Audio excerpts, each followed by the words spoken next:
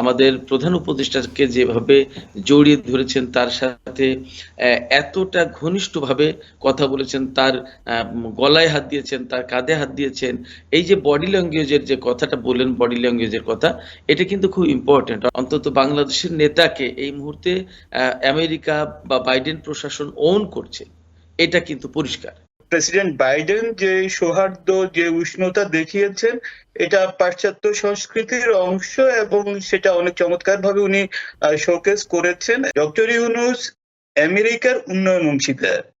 আমরা যেরকম ভাবে চিন্তা করি যে আমেরিকা বাংলাদেশের উন্নয়ন অংশীদার, সেক্ষেত্রে ডক্টর ইউনূস কিন্তু আমেরিকার উন্নয়ন অংশীদার। ডক্টর ইউনূস বাইডেনের বৈঠকে একটি বিষয় খুব লক্ষণীয় ছিল, আপনি নিশ্চয়ই দেখেছেন, যে তাদের যে বডি ল্যাঙ্গুয়েজ দুই নেতার, ডক্টর ইউনূসকে প্রেসিডেন্ট বাইডেন কিন্তু জড়িয়ে ধরেছেন, গলায় হাত রেখেছেন। সাধারণভাবে আমরা অন্যান্য বিশ্বনেতা আসলে অনেকের সাথেই এমনটা দেখি না, এবং তাদের মধ্যে যে এক ধরনের একটা আন্তরিক সম্পর্ক বা একটা কানেকশন রয়েছে, ব্যক্তিগত একটা সুসম্পর্ক জায়গাটা রয়েছে, এটা কিন্তু আসলে অনেকটাই স্পষ্ট, এবং জিনিসটা কিন্তু বাংলাদেশের জন্য নিশ্চয়ই আনন্দের এবং সুসংবাদ।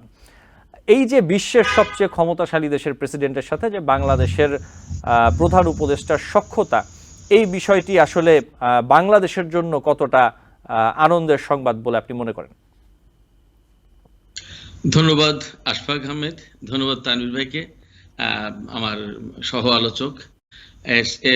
এছাড়া TVN24 এর দর্শক শ্রোতা, তাদের সবাইকে শুভেচ্ছা, অভিনন্দন এবং ধন্যবাদ জানাচ্ছি। আপনাকে বিশেষভাবে ধন্যবাদ জানাচ্ছি TVN24 এর এমন চমৎকার একটা ইস্যুতে এবং গুরুত্বপূর্ণ বিষয় নিয়ে আলোচনায় আমাকে সংযুক্ত করার জন্য। আপনি যে প্রশ্ন করলেন, আসলে এটি আমি মনে করি বাংলাদেশের জন্য অবশ্যই একটা আনন্দের ব্যাপার এবং ইতিবাচক দিক। আনন্দের ব্যাপার, ইতিবাচক দিক এই কারণে বলছি যে জাতিসংঘ সাধারণ পরিষদের ৭৯তম বার্ষিক অধিবেশনে যোগ দিতে গেছেন বাংলাদেশের প্রধান উপদেষ্টা ডক্টর মোহাম্মদ ইউনূস, এবং তার সাথে প্রতিনিধি দল রয়েছে। এখানে আমেরিকা সারা বিশ্বের প্রধান শক্তিশালী দেশ, অর্থনৈতিক, রাজনৈতিক, কূটনৈতিক, সামরিক, প্রযুক্তিগত সব দিক দিয়ে যদি আপনি বিবেচনা করেন, আমেরিকা অবশ্যই এগিয়ে, এখনো একথা বলতেই হবে। সেই জায়গায় এবং জাতিসংঘের বার্ষিক অধিবেশনের মতো একটি জায়গায় যখন ডক্টর ইউনূস যুক্ত হচ্ছেন বা যোগ দিয়েছেন, তখন বাইডেনের মতো একজন প্রেসিডেন্ট, আমেরিকার মতো একটি দেশের প্রেসিডেন্ট আমাদের প্রধান উপদেষ্টাকে যেভাবে জড়িয়ে ধরেছেন, তার সাথে এতটা ঘনিষ্ঠভাবে কথা বলেছেন, তার গলায় হাত দিয়েছেন, তার কাঁধে হাত দিয়েছেন। এই যে বডি ল্যাঙ্গুয়েজের যে কথাটা বললেন, বডি ল্যাঙ্গুয়েজের কথা, এটা কিন্তু খুব ইম্পর্টেন্ট। অর্থাৎ তাদের ভেতরে, দুইজনের ভেতরে যে মানে দারুণ একটা ঘনিষ্ঠতা আছে, এবং বাংলাদেশকে এই মুহূর্তে, অন্তত বাংলাদেশের নেতাকে এই মুহূর্তে আমেরিকা বা বাইডেন প্রশাসন ওন করছে, এটা কিন্তু পরিষ্কার। তো আমেরিকা, এবং এর পেছনে আমরা যদি গ্রাউন্ড খুঁজতে যাই বা ব্যাকগ্রাউন্ড আমরা দেখি, তাহলে আমরা দেখব যে ডক্টর ইউনূসকে কেন্দ্র করে বাংলাদেশের সাবেক সরকারের সাথে কিছুটা টানাপোড়েন কিন্তু আমেরিকার ছিল এবং পশ্চিমা বিশ্বের ছিল। ডক্টর ইউনূসকে হয়রানি না করার জন্য, রাজনৈতিকভাবে হয়রানি না করার জন্য, মামলা না দিয়ে হয়রানি না করার জন্য কিন্তু আমেরিকার পক্ষ থেকে বিভিন্ন সময় কথা বলা হয়েছিল, পশ্চিমা বিশ্ব থেকে বলা হয়েছে। এবং আমরা সবাই জানি যে পশ্চিমা বিশ্বের নেতা আমেরিকা, এবং সেই আমেরিকার পক্ষ থেকে যখন ডক্টর ইউনূসের পক্ষে সরাসরি কথা বলা হয়েছিল, সম্ভবত হিলারি ক্লিনটন যখন আমেরিকার পররাষ্ট্রমন্ত্রী, তখন তিনি প্রধানমন্ত্রী শেখ হাসিনাকে যে টেলিফোনে কথা বলেছিলেন, সেটা সম্ভবত ডক্টর ইউনূসকে কেন্দ্র করেই। তো আওয়ামী লীগ সরকারের সাথে ডক্টর ইউনূসকে কেন্দ্র করেই মূলত আমেরিকার একটা দূরত্ব তৈরি হয়েছিল, এই কথা আমরা বলতে পারি। এবং পরবর্তীতে আমরা সাবেক সরকারের প্রধানমন্ত্রী শেখ হাসিনার পক্ষ থেকেও আমরা দেখেছি, তিনি বারবার অভিযোগ করেছেন যে ডক্টর ইউনূসের কারণে, ডক্টর ইউনূসের নালিশের কারণে, ডক্টর ইউনূসের ভূমিকার কারণে আপনার বিশ্বব্যাংক বা আমেরিকা পদ্মা সেতুর মতো একটা গুরুত্বপূর্ণ বড় প্রজেক্টে অর্থায়ন করেনি, এই সমস্ত জায়গা থেকে সরে গেছে। তার মানে ডক্টর ইউনূসকে কেন্দ্র করেই কিন্তু আমাদের সাবেক যে সরকার অর্থাৎ সদ্য পদত্যাগ করা প্রধানমন্ত্রী তার সাথে আমেরিকার বা পশ্চিমা জগতের একটা দূরত্ব তৈরি হয়েছিল। আলটিমেটলি সেই ডক্টর ইউনূস যখন বাংলাদেশের ক্ষমতায় এখন এবং প্রধান উপদেষ্টা, তিনি রাষ্ট্র পরিচালনার দায়িত্ব পালন করছেন এবং তিনি বাংলাদেশের প্রতিনিধি হিসেবে আমেরিকায় অবস্থিত জাতিসংঘের সাধারণ পরিষদের বার্ষিক অধিবেশনে যোগ দিচ্ছেন এবং অ্যাট এ টাইম বাংলাদেশের জাতিসংঘের সদস্য পদ প্রাপ্তির 50 বছর পূর্তি হচ্ছে। সেখানে এটা নিয়ে আবার আলাদা সংবর্ধনা অনুষ্ঠান রয়েছে বা হয়েছে।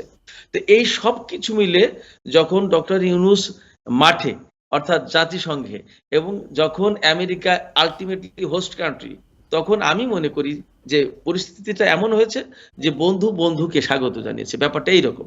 সেক্ষেত্রে এটি আমাদের জন্য, বাংলাদেশের জন্য অবশ্যই ইতিবাচক দিক এবং আনন্দের সংবাদ এই অর্থে যে আমেরিকার বা পশ্চিমা বিশ্ব থেকে আমরা আমাদের উন্নয়ন কর্মকাণ্ডে এখন যেহেতু বিশ্ব গ্লোবালাইজেশনের যুগ, কমিউনিকেশনের যুগ, ইন্টার কানেকশনের যুগ এবং আপনার ইন্টারঅ্যাকশনের যুগ, সেই জায়গা থেকে বাংলাদেশ এবং আমেরিকা আমার মনে হয় যে একটা ভালো ইন্টারঅ্যাকশনের মধ্য দিয়ে উন্নয়ন কর্মকাণ্ডে এগিয়ে যেতে পারবে।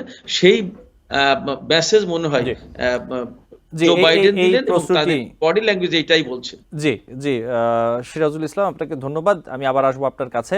তানভীর হোসেন, একই বিষয় আমি আসলে আপনার কাছে জানতে চাই, একটু ভিন্নভাবে আমি একটু প্রশ্নটি করতে চাই। সেটি হচ্ছে যে আপনি নিশ্চয়ই দেখেছেন যে প্রেসিডেন্ট বাইডেন এবং প্রধান উপদেষ্টা ইউনূসের যে বৈঠক হয়েছে, এই বৈঠকে দ্বিপাক্ষিক নানা স্বার্থ সংশ্লিষ্ট বিষয়ে আলাপ আলোচনা হয়েছে এবং কিছু তথ্য এর মধ্যে আমরা বিভিন্ন গণমাধ্যমে দেখতে পেয়েছি, আপনি নিশ্চয়ই দেখেছেন। এই যে বাইডেন ইউনূস বৈঠক হলো, বাংলাদেশের জন্য আসলে বাংলাদেশকে কি বার্তা দিল এই বৈঠক আসলে?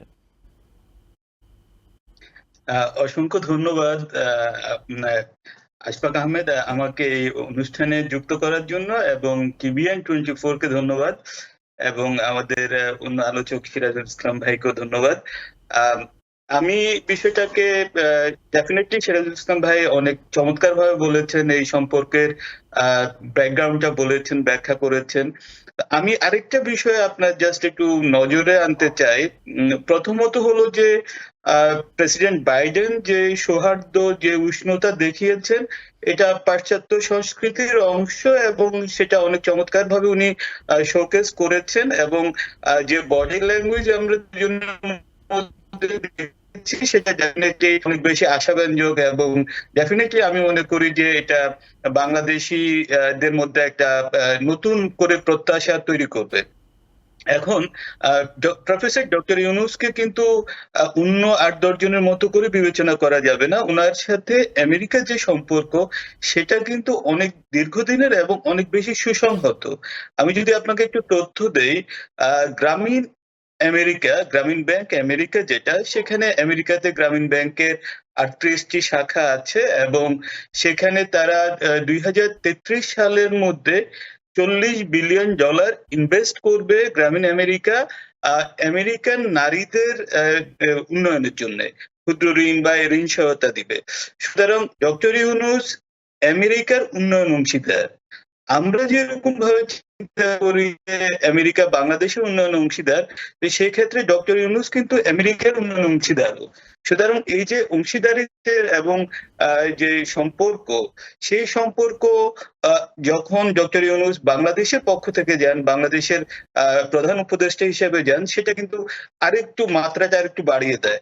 সুতরাং এই জায়গাটাতে আমার কাছে মনে হয় এই যে আলিঙ্গনটা, এটা সৌহার্দ্যের আলিঙ্গন, এটাকে শুধুমাত্র স্বার্থের আলিঙ্গন হিসেবে আমার মনে হয় এটাকে সীমিত করা যাবে না। পাশাপাশি এখানে কয়েকটা বিষয় নিয়ে মানে আলোচনার কথা আমরা শুনেছি বা প্রাসঙ্গিকভাবে এসেছে। সেটা হলো বাংলাদেশের সবচেয়ে বড় রপ্তানি সেক্টর হলো আপনার তৈরি পোশাক শিল্প। তৈরি পোশাক শিল্পে আমরা কিন্তু ওখানে ট্যাক্স দিচ্ছি হলো 18%, অন্যথায় সেখানে ভিয়েতনাম ট্যাক্স দিচ্ছে হলো 7%। সো সেখানে বাংলাদেশ থেকে একটা প্রস্তাবনা আছে যে এটাকে 5% করা যায় কিনা, লিস্ট ভিয়েতনামের সমান করা যায় কিনা, কারণ আমরা প্রতিযোগিতামূলক বাজারে বাংলাদেশের গার্মেন্ট শিল্প পিছিয়ে পড়ছে। তো সুতরাং আমার কাছে মনে হয় যে এই উষ্ণতার কলেবর আমাদের বাংলাদেশের মানুষের যে স্বার্থ, বাংলাদেশের মানুষের যে আকাঙ্ক্ষা, বিশেষত এই রপ্তানির জায়গাটাতে, সেই জায়গা পর্যন্ত যাবে। এবং আহ একটু এখানে অন্যভাবে বললে একটু আশঙ্কাও আছে, সেটা হলো যে যেহেতু নভেম্বরে আমেরিকায় নির্বাচন হচ্ছে, সেহেতু সেটার নভেম্বরের পরে তাদের পলিসি কি হবে, কারা ক্ষমতায় আসবে সেটা আমরা জানি না। কিন্তু এই সময়ের মধ্যে আমরা যেটা দেখছি সেটা ডেফিনেটলি আমার কাছে মনে হয় অত্যন্ত আশাব্যঞ্জক দুটো রাষ্ট্রের ক্ষেত্রে। কারণ আপনি যখন দুটো রাষ্ট্রের নেতাদের মধ্যে যখন দেখবেন, তখন কিন্তু আপনার অভ্যন্তরীণ রাজনীতি হিসেবে আর দেখার সুযোগ নেই। সেখানে দুটো রাষ্ট্রের স্বার্থের বিষয় চলে আসতেছে।